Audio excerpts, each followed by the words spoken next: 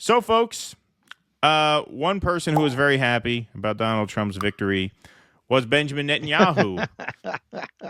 Dear Donald and Melania Trump, congratulations on history's greatest comeback. Your historic return to the White House offers a new beginning for America and a powerful recommitment to the great alliance between Israel and America. Yeah, who do you think he was rooting for? This is a huge victory.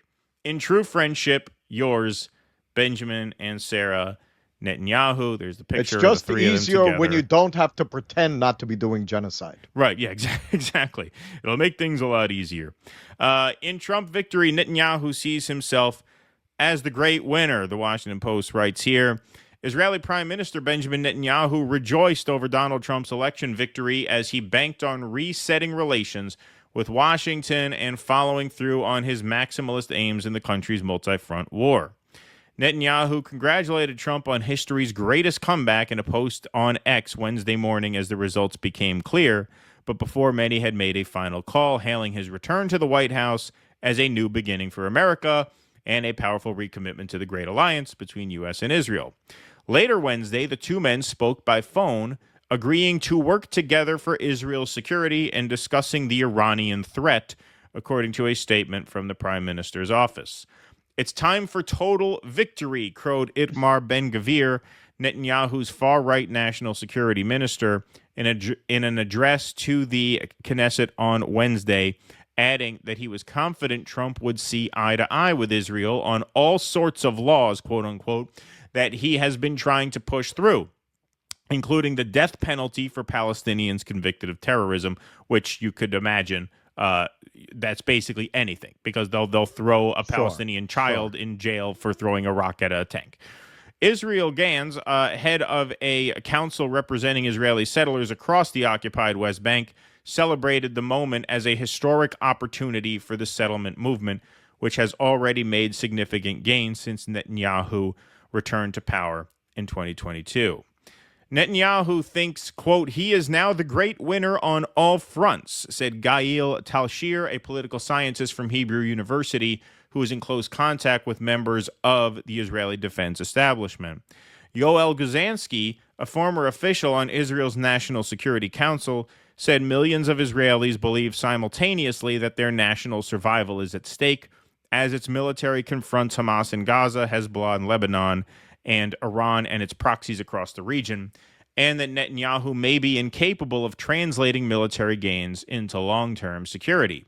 And though many Israelis appreciate the near unconditional military and political support President Joe Biden has offered since the October 7th attacks, many believe their country will be better off under Trump. There's a feeling in the Middle East that Biden's softness towards Iran, his attempts the first 2 years to get a nuclear deal, is part of the reason that they felt emboldened, and indirectly their proxies also felt confidence, Guzansky said. But while Trump could allow Israel to go after Tehran more aggressively, analysts said he could also insist that Netanyahu end the fighting in Gaza and Lebanon by the time he is sworn in on January 20th, Nadav Tamir, a former Israeli diplomat and now executive director of the J Street lobbying group in Washington, wrote in the Israeli newspaper Haaretz on Wednesday. Trump's vision for the Middle East remains an open question. On the campaign trail, he backed Israel's right to self-defense while courting Arab and Muslim voters disenchanted with the Biden administration's Gaza policy. He has a strong working relationship with the Saudi royal family, which Israel has long hoped will agree to a normalization pact, but Riyadh is now demanding a declared path to Palestinian statehood as part of the price. In his victory speech overnight Tuesday, as Israeli forces besieged one of northern Gaza's last remaining hospitals and launched airstrikes across eastern Lebanon, Trump vowed he was going to stop wars. Muin Rabini, a non-resident fellow at Qatar's Center for Conflict and Humanitarian Studies, called Trump a wild card, saying he might back controversial but increasingly popular far-right Israeli policies like the annexation of Palestinian territory, but could also lose interest in the region. The difference between a Trump and Harris administration is that Harris has kind of a principled commitment to Israel, and everything is subordinate to that, he said. Whereas for Trump, he couldn't care less about Israel and the Palestinians or anyone anything or anyone else, provided it serves his interests. So you have Netanyahu congratulating Donald Trump. They talked on the phone. He obviously affirms his commitment to Israel's security. The Israeli government obviously happy about this, with the caveat that Netanyahu says he might try to end the fighting by the time Trump gets in, which could just mean now he has license to just tell Joe Biden to go fuck himself and do whatever the hell he wants. Because don't forget, even as Biden was threatening, remember way back when Biden says, well, Rafah's going to be our red line, which turns out it wasn't.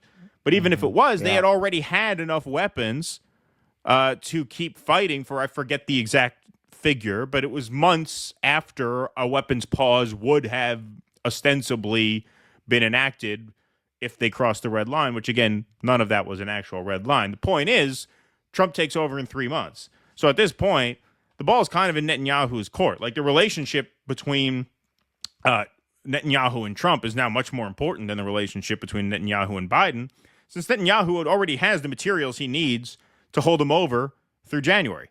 And so now it's about conversations between Netanyahu and Trump, and all indications are, as we said would be the case before Election Day, Netanyahu's happy with this outcome. I went as far as to suggest, there's no evidence for this is just a hunch, I will say that, but I went as far as to suggest, hey, maybe the reason why he escalated so much in October was because he wanted Trump to win, and he knew a major escalation would create more political headaches for Kamala Harris. These people are so evil, there's nothing you can't put anything past them. There's no calculation is too cruel for them. And so now you're here.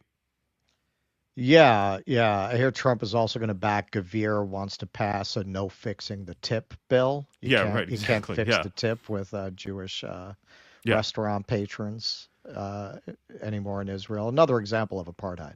You'll still be able to fix the tip with Palestinians. Well, Trump was bragging. He asked Itmar Ben-Gvir, he said, did you hear about my no tax on tip policy? And Ben-Gvir said, what's a tip? Yeah, he didn't even know. You didn't understand. He didn't even know. So what, he said, tip? what? What Is that like just the tip? Is that what you mean? Like just the tip? Yeah. All my kids were born that way. Yeah. Trump is a wild card, though. I have always felt with Trump, he doesn't like war. He finds it wasteful. He finds it messy. And he also has pretty good political instincts. I think he knows that it would be good for him politically to have like the hostages being freed as Reagan is inaugurated. I think he would very much like to see this get settled before he assumes office. That's your only hope. That's your only hope, that maybe he'll put some kind of check on them. Like, look, you got to wrap this up. Well, this is the thing, and, this is why I said it's going to fall to the MAGA base. You have an interview that we're going to be showing on Sunday's show with a MAGA for Palestine person at the Rescue the Republic rally. We're going to show a confrontation between Rabbi Shmuley and a MAGA for Palestine guy on the Rumble side. Like, if the this is the leadership, it's not the base. They are not into this shit. If the base is not into this shit, now's the time to say something, because one thing we know about Trump is that what's most important to him are his numbers. He likes to be liked. That's what made him run for president. Well, you think the guy needed to run for president? You think the guy had real political conviction? I mean, he got into it because he thought, hey, this is a way to really parlay my star power into becoming the most famous and powerful person on earth. That's clearly what he wants more than anything else, is good ratings and good numbers. And so if he thinks this is going to hurt his ratings and his numbers, there's a chance he says, listen, it's just too much. It's crazy. Right. But that falls to the base, because he won't do that unless he feels like he's going to be unloved if he doesn't do that. So to everybody with the MAGA hats on, it's put up or shut up time. You have to start making noise about this right now, because these conversations between Trump and Netanyahu are happening right now. Netanyahu already has what he needs. He doesn't need Joe Biden anymore. He's already got the weapons to hold him over through January. And so now it's about the relationship between Trump and Netanyahu. And if you want to influence that, you're the ones who can do it. Now's the time. Please clap.